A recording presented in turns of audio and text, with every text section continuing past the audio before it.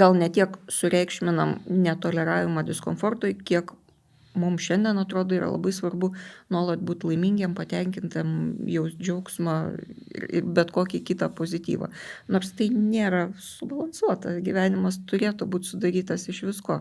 Ir jeigu mes neduodam savo patirti visokių neįgiamų patyrimų ar diskomforto plačiaja prasme, tai mes ir nesam jam pasiruošę.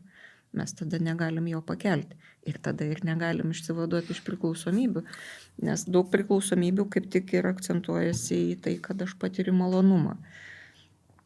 Žinot, ką man primena, kai būtent yra ruošiamos vienos ar kitos kampanijos komunikacinės, yra sakoma, ne, čia turi būti paprastas, žmogus neišlaikys dėmesio, tai reikia, kad būtų trumpai, reikia neišgąsdinti visą kitą, tikėdami, kad jeigu žmogus jau ten perskaitys, jau jis tas veiksmas bus, kas yra iš tikrųjų maišymas to komunikacinio tikslo tik informuoti ir paskatinti veiksmui, kas yra du skirtingi dalykai, ar ne?